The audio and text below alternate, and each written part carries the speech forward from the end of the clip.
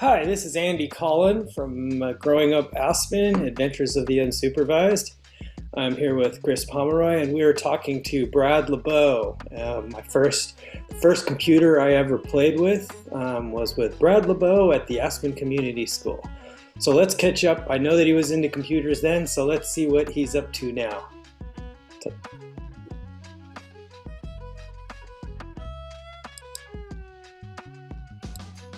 Your brother's still in town there, right? No, my brother is actually down Valley in Basalt. Taking care of he's also taking care of my mother at the Glenwood Nursing Home facility. Okay. Carol, I think, is there. Carol Alpern, I believe. I'm not sure. Is where? I think in the Glenwood place. I think Tom's taking care of her. No, I think the Alperns are up in the Aspen. Well, no, they live in Aspen, yes, but Carol, I think, is in a facility down in Glenwood. His mom is in a facility, and he's been sort of taking care of him, I believe. Huh? At least that's what when we went to the reunion.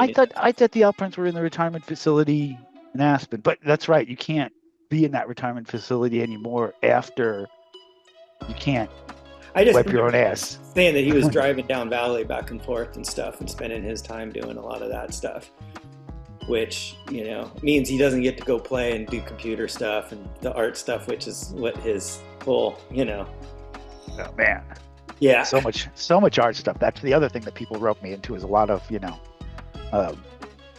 systems for artists, mostly because, I don't know, to me, computing has always been about the what you do. Not the how you do it. The how for me has always been the easy part.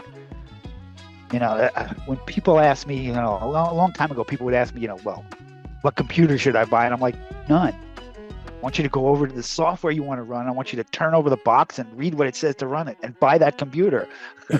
Right. That reminds me of in design for, being a designer for, I don't even remember when I first started, probably 1995. It used to drive me nuts because in that role, a lot of times you have customers that sit behind you and watch, and they direct you on what they want because they can't Those customers get charged extra. Yeah, we used to call it the geek fee. Impose the geek fee. But the thing that used to infuriate me, but you have to swallow your pride and just kind of sit there and take it, would be when people would sit back there and watch you create whatever it was they wanted, and they would say to the artist doing this, "Isn't it amazing what computers can do these days?" And it would just make the hair on my neck stand up. I'd be like, you know what else is amazing? What a hammer can do when you want a house built. Because it's really the carpenter you're talking about. One day, one of my artists who was working with Flame, whispered over to me, "I need your help. I'm out of ideas." And he goes, "Hey, Brad, can you come over here? This machine is not working right." And I sit down and start to open up the logs and open up everything up. And the customer goes, "We're under a tight deadline. How long is this going to take to fix?" And I'm like, I roll around, look at him. I said, "Well, I'm trying to determine the problem so that I can determine what is wrong. So I can determine when this mean time between failures took place so that I can tell you how long it will take me to fix it. Now, we can either continue this conversation or I can go back to fixing the problem." Right. It all depends on how long you want to talk, sir. Yeah, I am willing to sit here and listen. I am paid by the hour.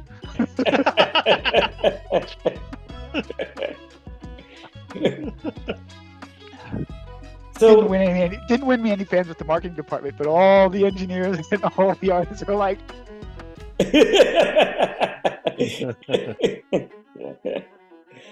yeah, we've all had those kind of situations with clients and customers. Oh my gosh.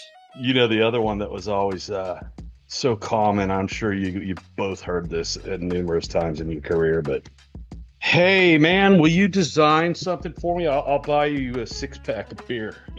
Yeah. No. Wait. This will pay back in experience. Yeah, exactly. Oh, that'll go a long way towards my student loans. I'm sorry, this will pay back. This will pay back in exposure. And then I'm like, well, how many exposures? How many exposures does it take to pay my mortgage? Exactly. You're a lawyer? Will you do some case law for me? I'll buy you a 12-pack. Exactly. It's like, Exactly. okay. It used to drive me crazy when all the studios, all the ad agencies used to come in and say, "Oh, this will be great on your reel." I'm like, yeah, okay. What? You're asking me to hire 5 people to do this job for you, and it's going to look good on my reel, huh? Do some Again, spec work. how many exposures does it take to pay my rent? Yeah. I'm asking for a friend.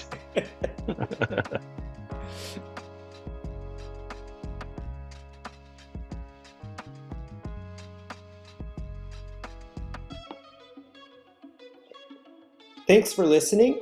The authors of Growing Up Aspen would like to thank you and would like to also thank the Aspen Times and the Aspen Daily News for giving us materials for our book, Growing Up Aspen, Adventures of the Unsupervised, which you can get at twistandturnpress.com and any local bookstore. Thanks.